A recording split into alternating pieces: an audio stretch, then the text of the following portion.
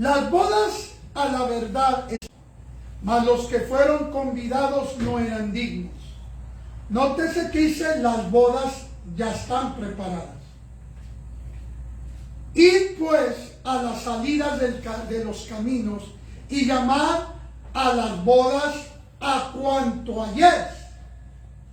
Y saliendo los siervos por los caminos, juntaron a todos los que hallaron, juntamente malos y buenos. Y las bodas fueron llenas de convidados. Y entró el rey para ver a los convidados.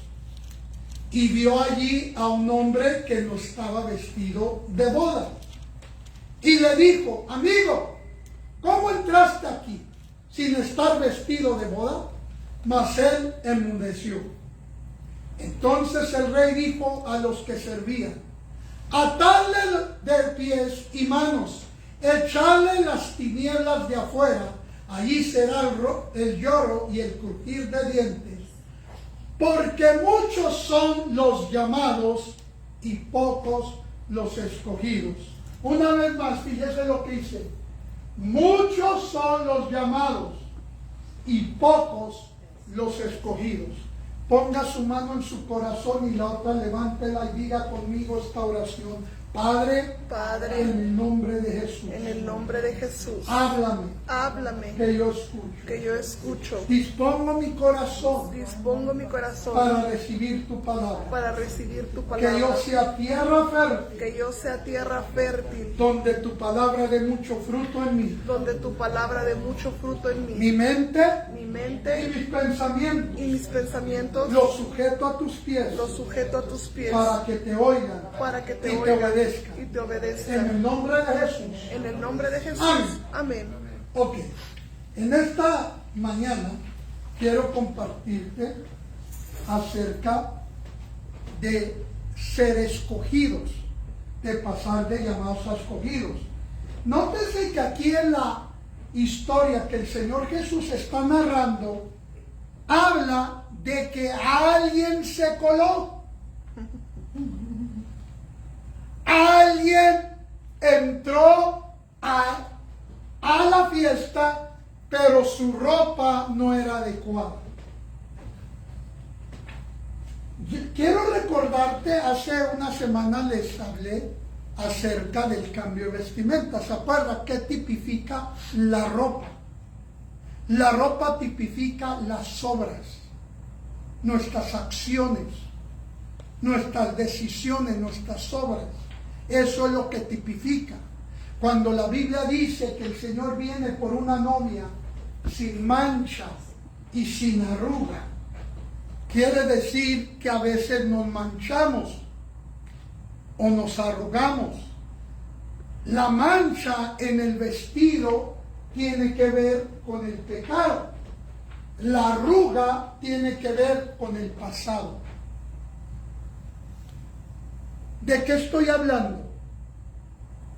Cuando nosotros tenemos un pasado ajeno a Dios y ese pasado de alguna manera nos influencia en nuestra vida, esa es la arruga en nuestro vestido.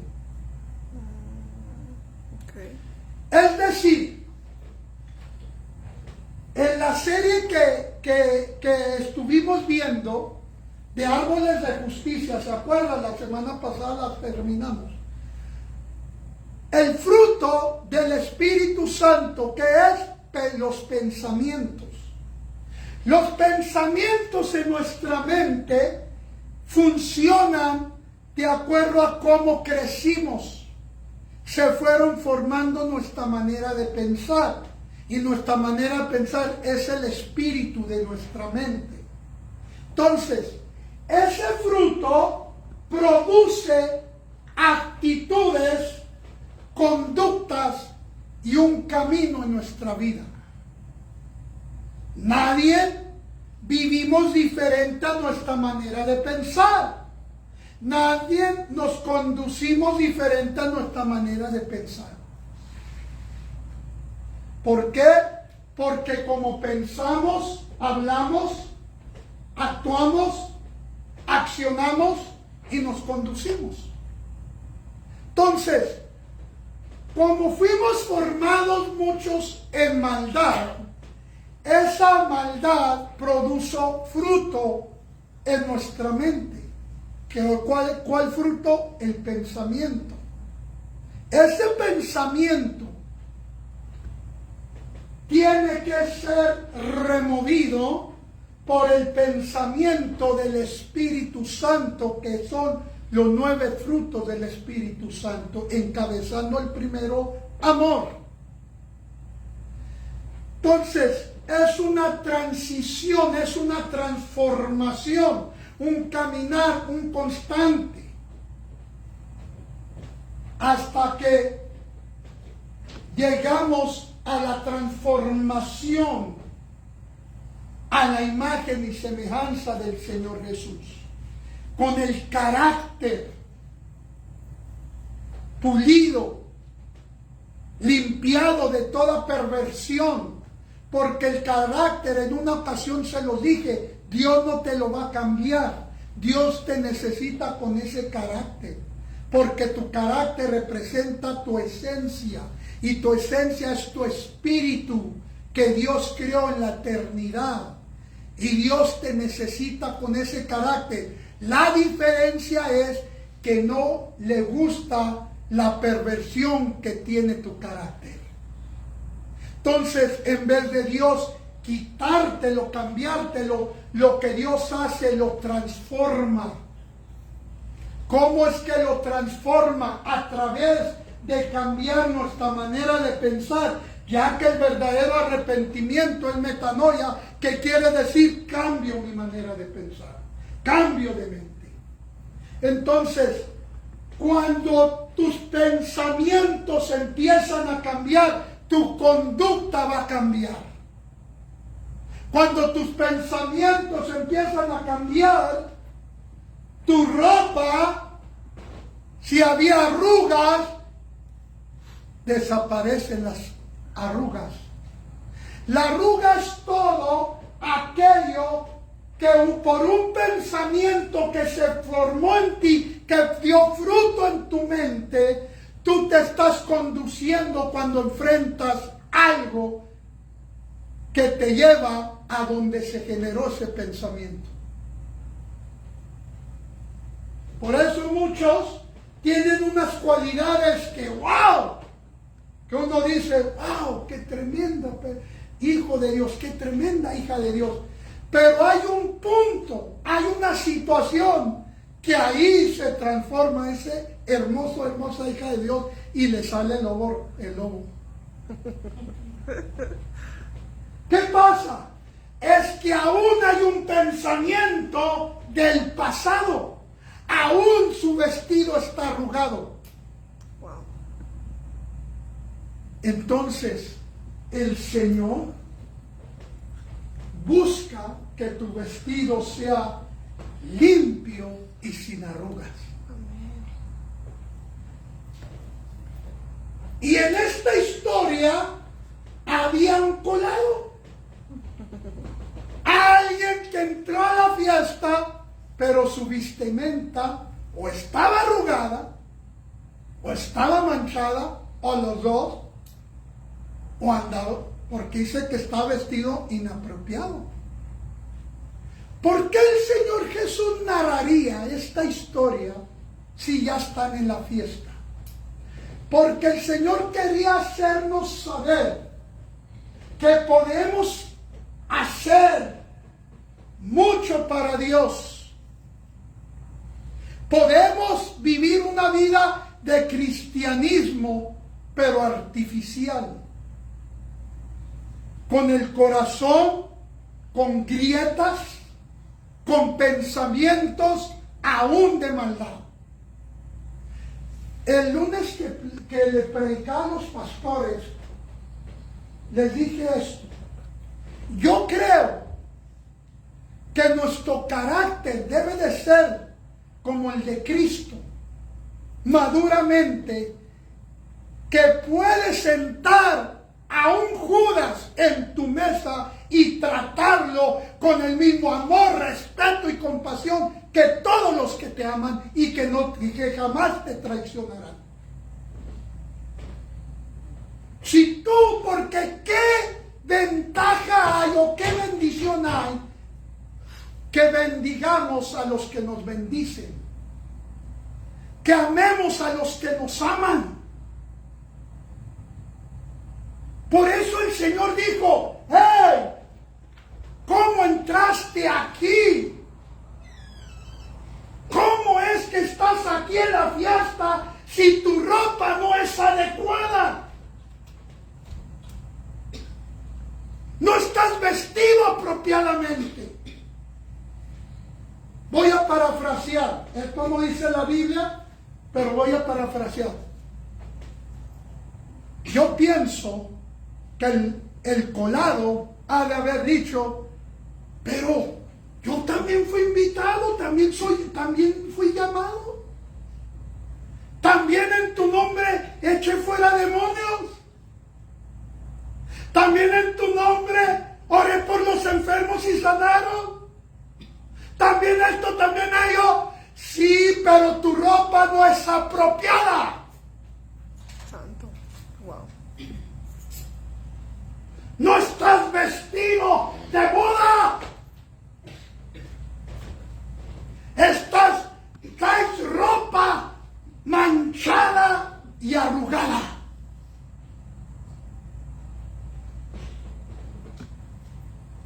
Mateo 7, él cuenta lo que estuve citando. Entonces, pueblo de Dios, el Señor nos quiere llevar de la salvación al galardón. Amén, amén. Sí, amén.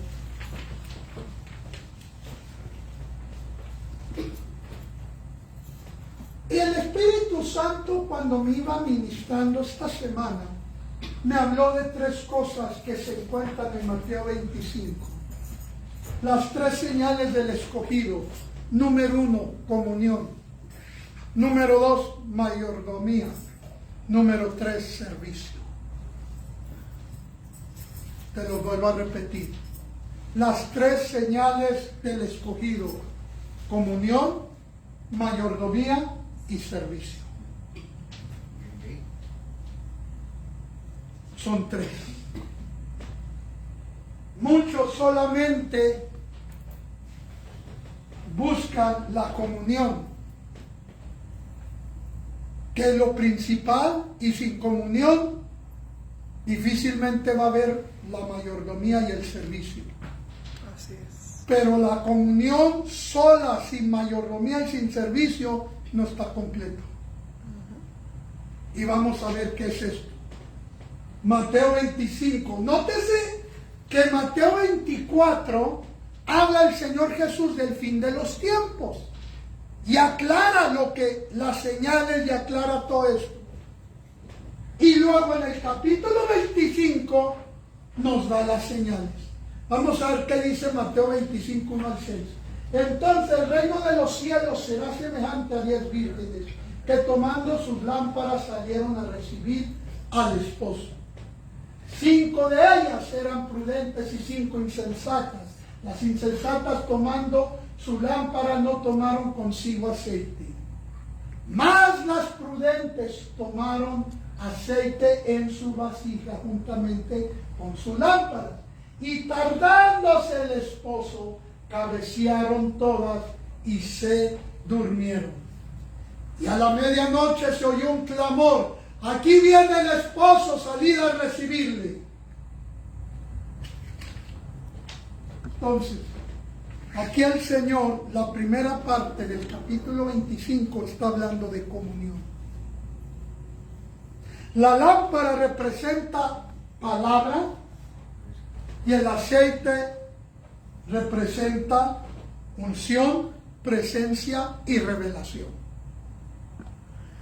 En otras palabras, la comunión que tú debes de tener con Él, en esa intimidad con Él, debe de haber palabra de Dios. No puede El cristiano que solamente ora pero no lee la palabra,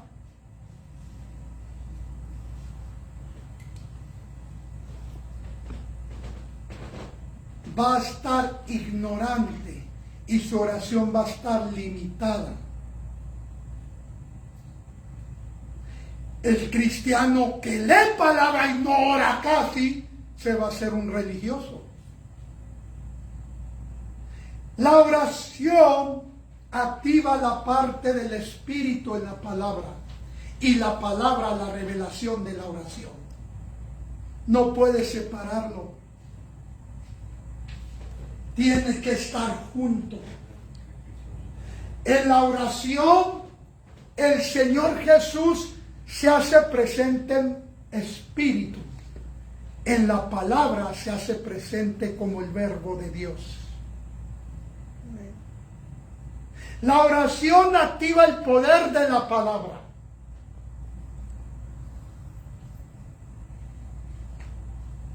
Por eso va conjunto. Entonces, lo que Dios está diciendo aquí, lo que el Señor Jesús está diciendo aquí, que de las 10 vírgenes, las 5 prudentes tenían intimidad, tenían palabra, tenían unción, presencia y revelación. Mientras las otras 5 les faltaba aceite, les faltaba unción, presencia y revelación.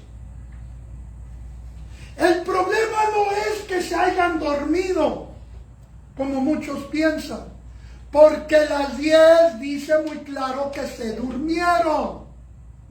El problema era que 5 eran necias y 5 eran sabias.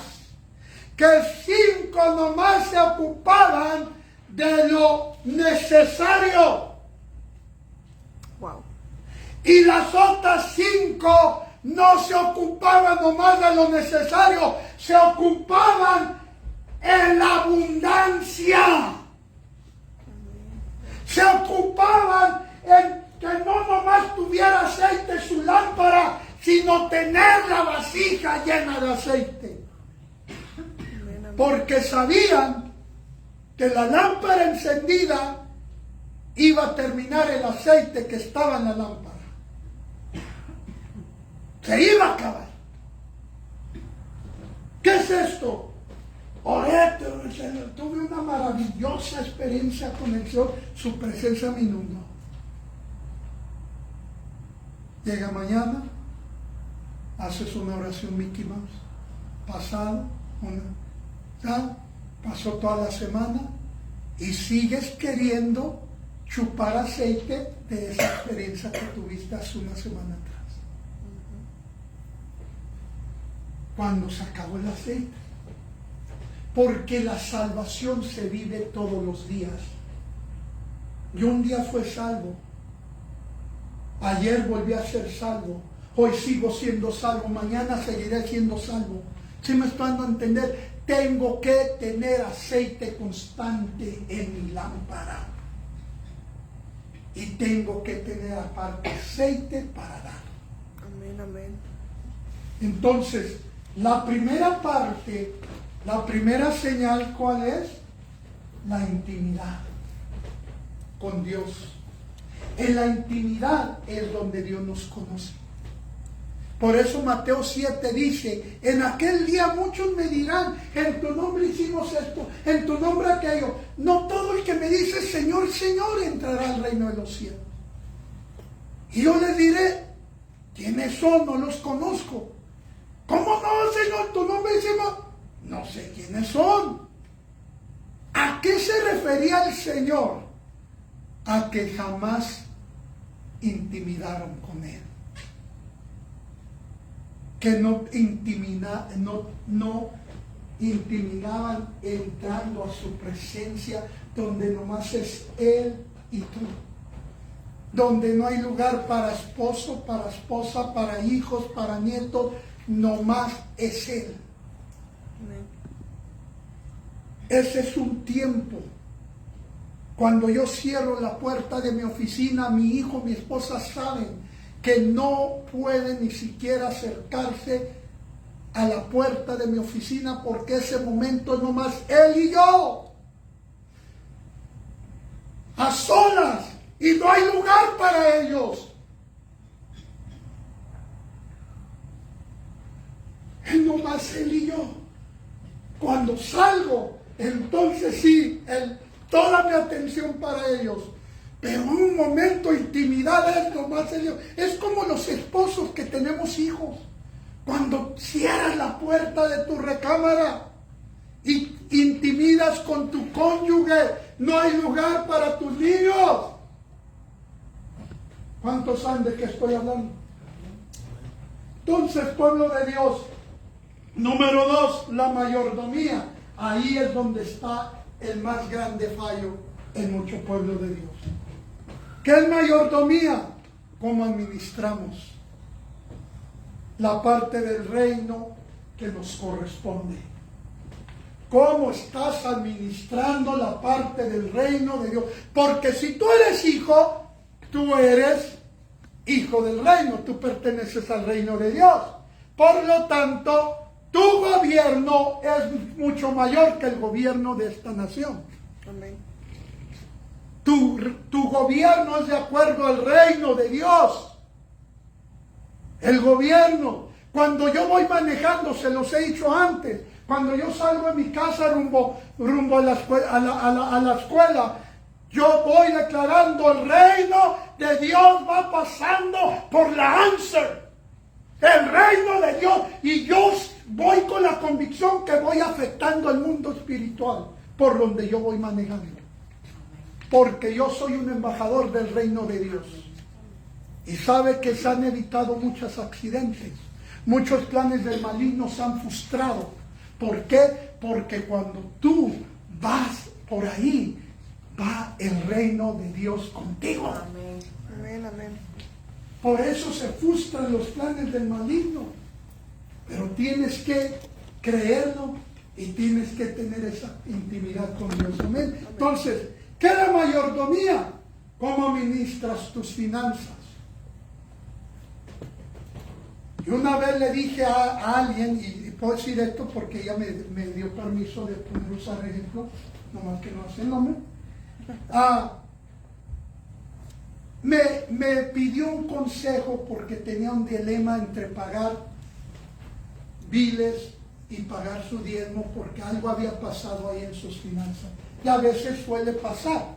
¿A cuánto le ha pasado? Nomás a nosotros. Amén. Y le dije, hija, siento que iba a salir afectado con los biles. Le dije, hija, primero es Dios, primero son sus diezmos, primero cumple con sus diezmos y después el Señor le va a bendecir. Amén, amén. La mayordomía es Dios primero en mis finanzas. Sí, amén. No importa, nunca se me olvida lo que el Señor me dijo en una ocasión por una persona que me llamó en necesidad financiera. Y esto es ser pastores, no es enchilameota, especialmente cuando hay que dar una palabra de exhortación a alguien de necesidad. Y recuerdo muy bien esto que el Señor me dijo. Dile que como echar gasolina es su prioridad, que vaya a la gasolinera por esa necesidad que tiene. Santo. ¿Qué pasaba? En cuanto tenía su ingreso, primero llenaba el tanque de gas. ¿Sí me estoy? Yo no sé si esto es para todos, pero en esa ocasión el Señor me lo dijo. Y es muy difícil decirle eso a una persona que está cruzando una necesidad.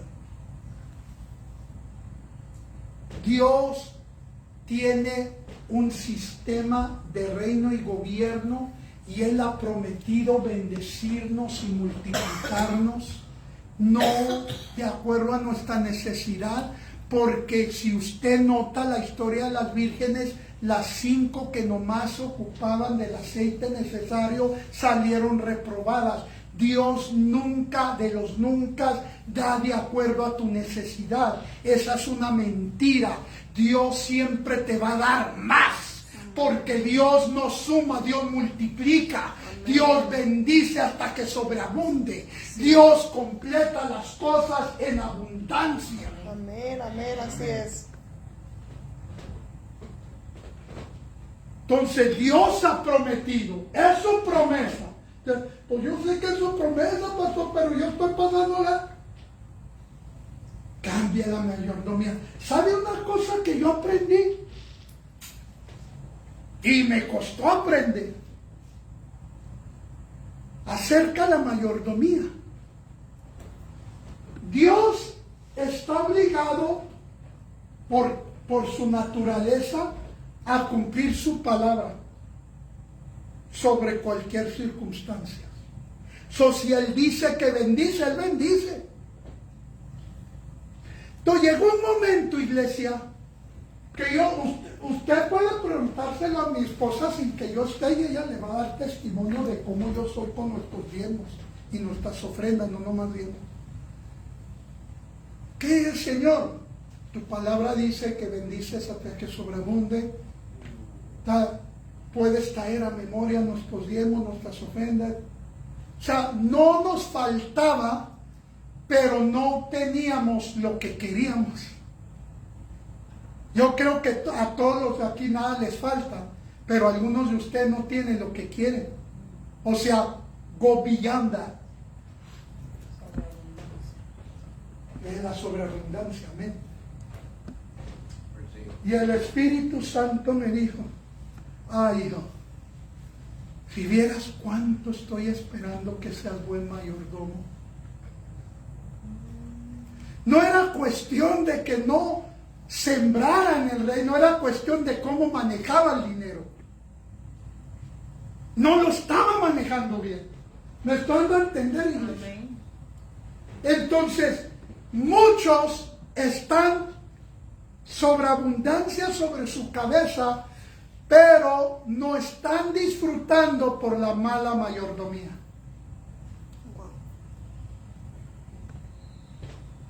Y hay que ser buenos mayordomos, porque aquí lo dice. Si la mayordomía no tuviera nada que ver, el Señor no lo hubiera metido en Mateo 25. No lo hubiera puesto como señal, como marca del escogido. Es que todos somos llamados, pero pocos escogidos. ¿A quién escoge? A los que encuentran esto que Él dijo.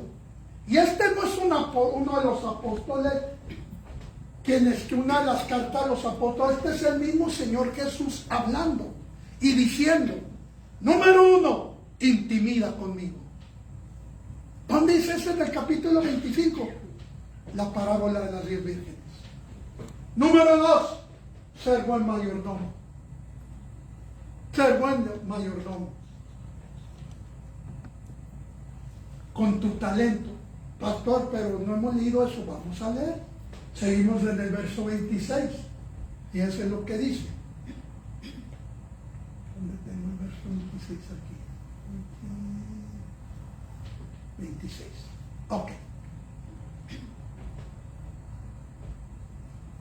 Dice, respondiendo su Señor, esta es la parábola de los talentos, en el capítulo mismo 25, después de la parábola de las vírgenes. Respondiendo su Señor le dijo, siervo malo y negligente, ¿sabías que ciego donde no sembré y que recojo donde no esparcí? Por tanto debías haber dado mi dinero a los banqueros, y al venir yo hubiera recibido lo que es mío con los intereses. Quitadle pues el talento y dalo al que tiene 10 talentos, porque al que tiene le será dado y tendrá más, y al que no tiene aún lo que tiene le será quitado. Y al siervo inútil echadle las tinieblas de afuera, allí será el lloro y el crujir de dientes. ¿Se fija? La parábola de los talentos, puede leer todo el capítulo 25 en su casa. La parábola de talentos, habla de 3 tipos de personas. Y talentos, iglesia, en este contexto es dinero. No es el talento de que si cantas o tocas, está hablando literalmente de dinero. Por eso habla que se le hubieran dado a los banqueros, venían por mis intereses. A unos le dio 5, ¿qué hizo? Los multiplicó. A otro le dio 3, los multiplicó. Pero al que le dio 1, porque Dios te da según tu capacidad. Sonó aquí y elimina esa teoría. Es que cuando Dios me bendiga yo voy a dar. No es lo que dice la Biblia. Él era la actitud del que nomás tenía un talento. Ese cómo respondió.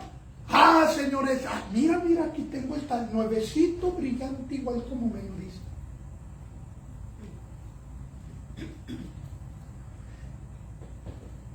No quiso arriesgar. Los otros invirtieron su dinero para que produjera.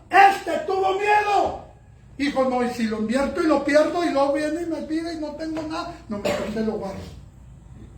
Sentido común, razonamiento común, pero no mentalidad de reino. Entonces, se fija que la mayordomía es vital para pasar de llamado a escogido. ¿Cómo manejamos nuestro dinero, iglesia? Y también nuestro talento. Hablando ya de que si cantas, que si tocas, que si... ¿Cómo lo manejas? La mayordomía, cómo manejas, tiene mucho que ver.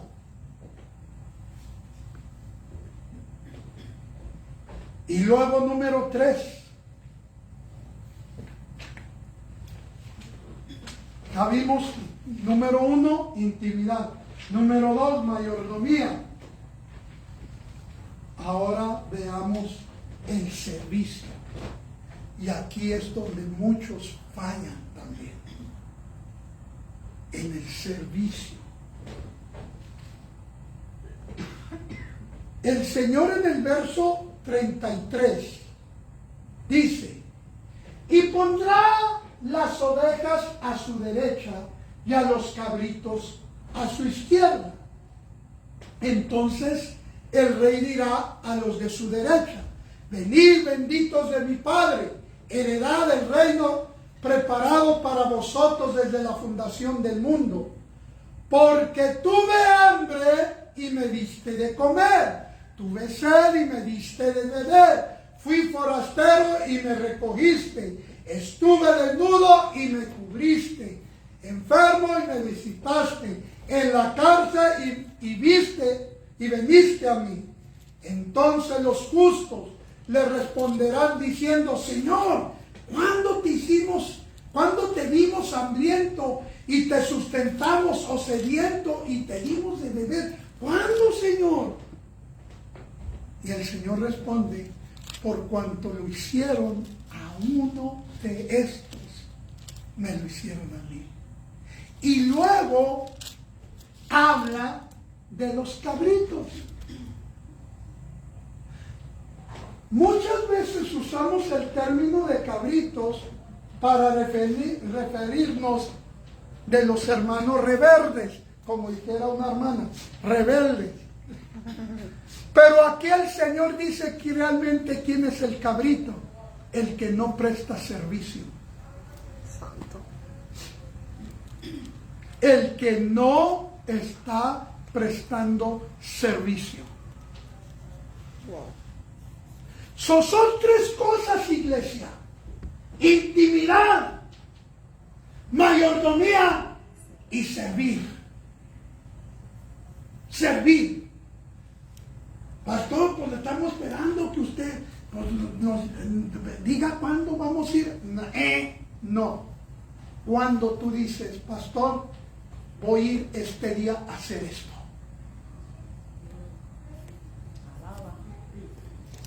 Santo.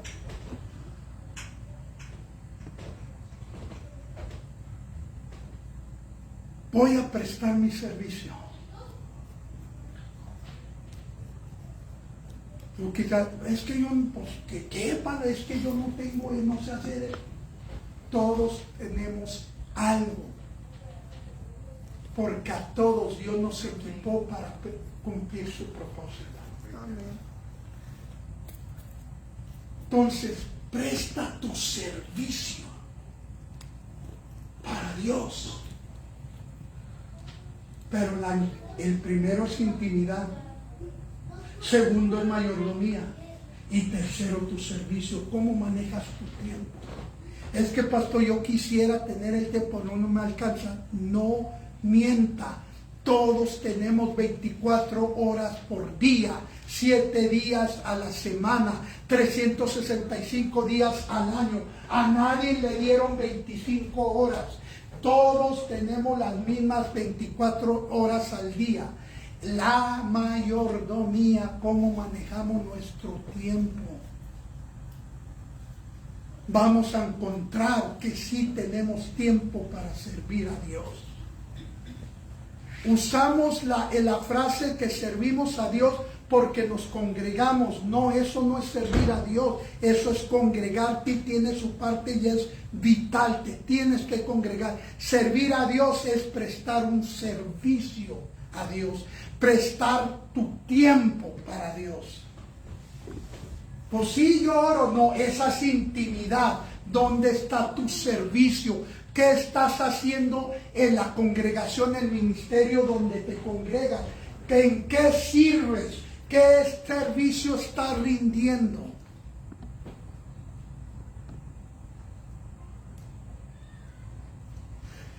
Porque eso es lo que te califica. Pues es que pues usted no va para... No, yo estoy prestando mi servicio como pastor. ¿Cuál es tu servicio en el reino de Dios? ¿Cómo manejas tu tiempo para tener un tiempo de prestar tu servicio?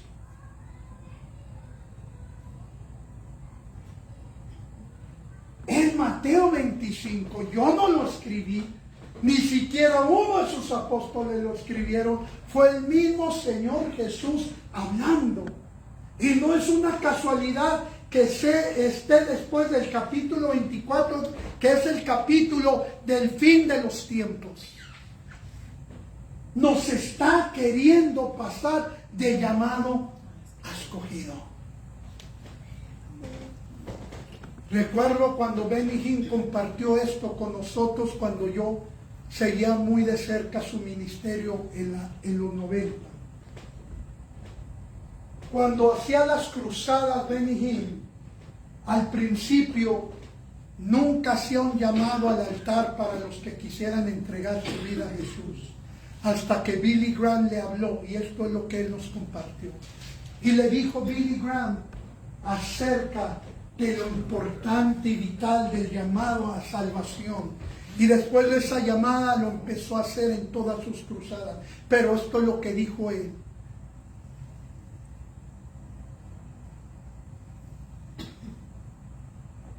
Dios da una protección especial y única a los que predican el Evangelio.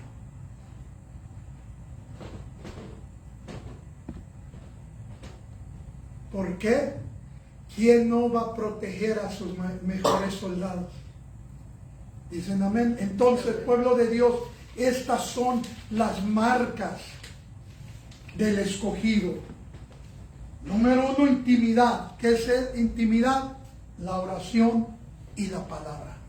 Las dos. No nomás palabra, no nomás oración. Los dos. Oración y palabra. Cuando les mando los pasajes, parece que me están cantando la canción de los 10 perritos. Los que me ponían leídos van disminuyendo.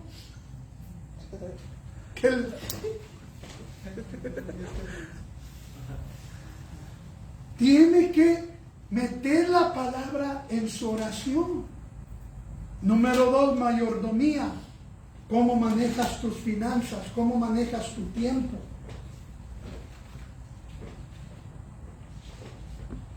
Número 3, servicio. ¿A cuánto les estás hablando de Cristo? ¿Qué servicio estás prestando en el ministerio al que perteneces? Estas son las 3 marcas del escogido. Esto es lo que te deja marcado como escogido. Esto pone tu ropa adecuada para entrar a las bodas.